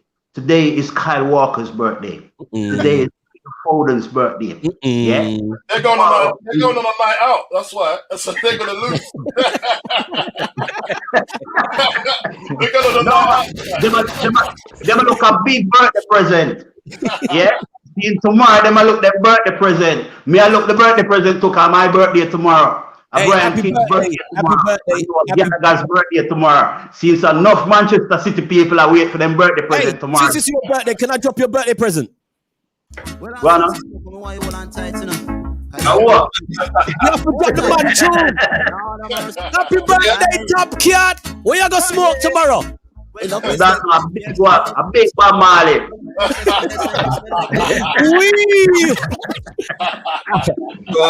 Coming up, love me says. Hey, Florent, what do you reckon? I can book him for you, you know. We can book him for you, you know. We can.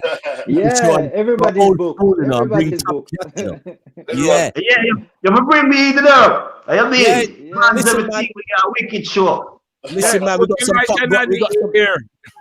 some top brothers here on the table, man. Okay, so listen, it's gonna be a big final. We'll go around the table. We'll go around the table and let's have a sensible one, Ernie. Even though Foden's playing and not Sterling, please be sensible, Ernie. I will start with Carlton. Carlton, yeah. You're of the underdogs, yada yada yada. But what do you think really could be the finishing scoreline in this game? Boy, it's going to be a tight one. I'm not going to lie. It's not going to be a walk in the park for Man City. But, you know, when it comes to these sort of games, like it's on the day, innit? What the feeling is on the day. And I feel that Chelsea might edge it, you know. I'm not going to lie to you. Like, everyone's saying they're underdogs. I don't believe they're underdogs. I don't think they're underdogs. I think they might. I think it's a Chelsea win for me. I think they'll attack it. Tuchel's out. He's out. Was it out tactics? What's his name before? Couple times. Pep. Do you know what I mean? Yeah, Pep. He's done him over a couple of times on the tactics, and Pep ain't been able to answer yet. So is he going to answer tomorrow? We'll see, innit? But I don't. I'd like to see it. I see him taking the mick out of him today, though. Did you see the little thing on online when he was pretending to be? He was doing exactly how Pep acts, like he was doing it to his players on the porch. Did you not see it? Did you not see it today? No. He's taking the mick out of him, so that might backfire tomorrow. But I hope not.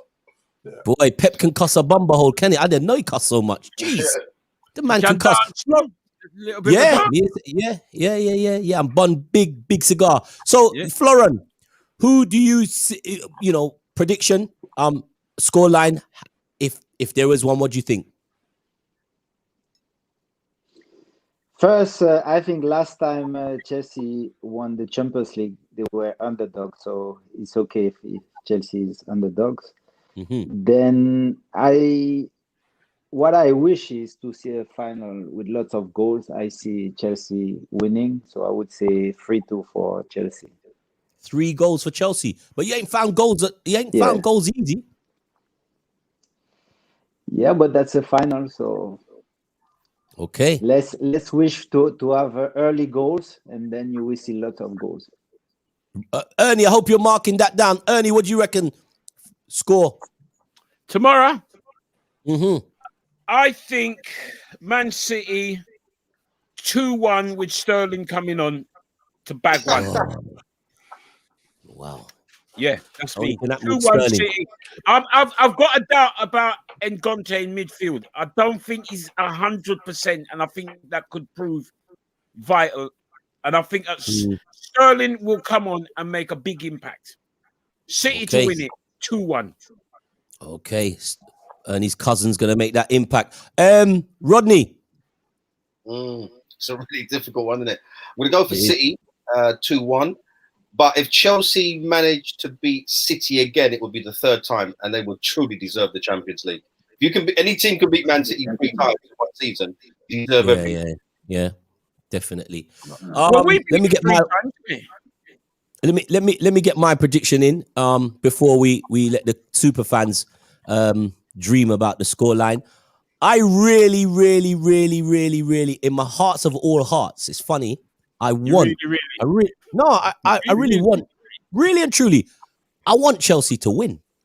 I want a Chelsea win. What a great feeling to hear a Red fan.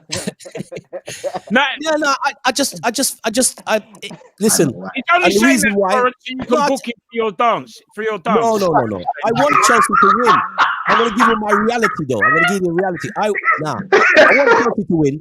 I don't want Pep taking everything. I can't have Pep sweeping the board.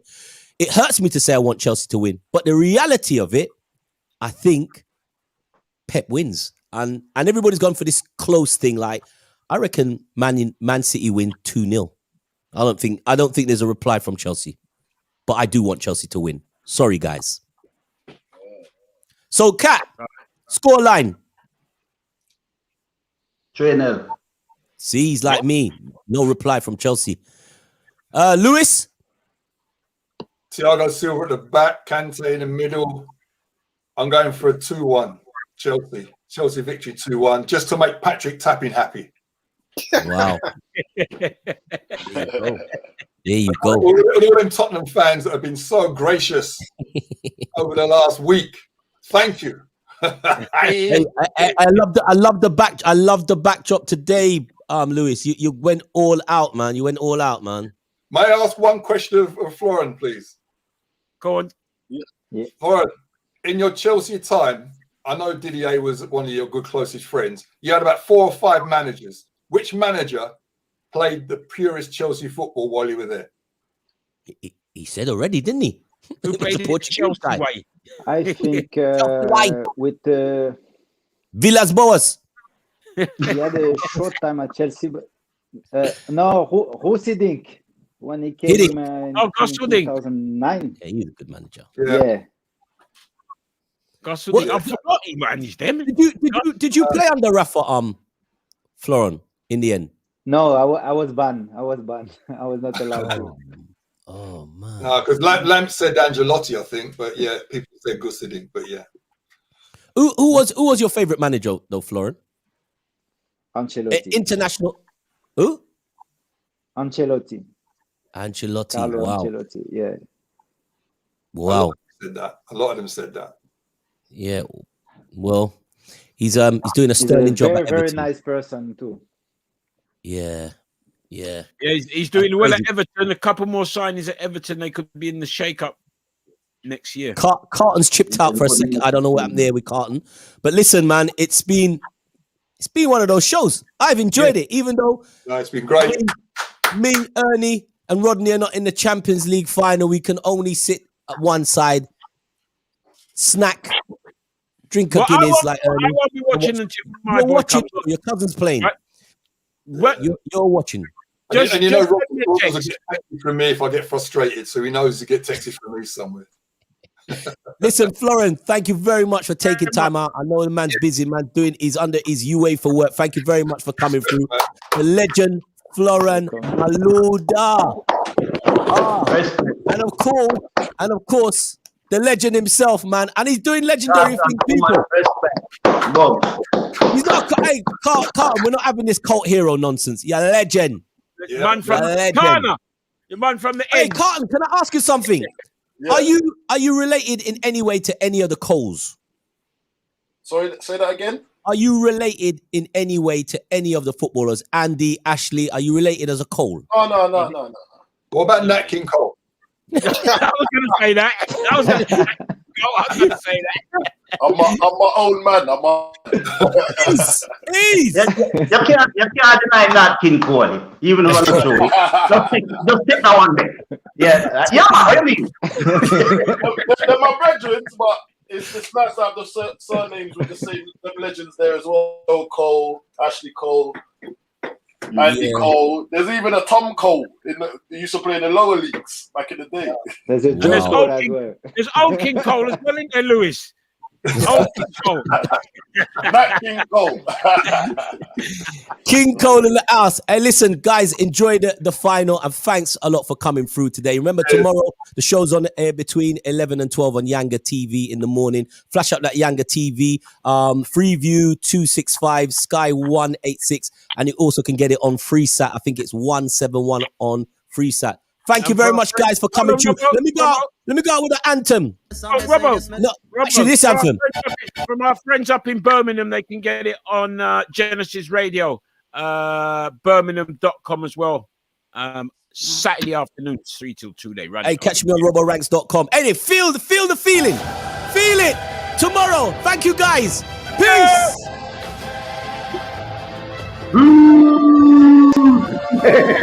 Come on, Sterling. I want Sterling does much up for them tomorrow.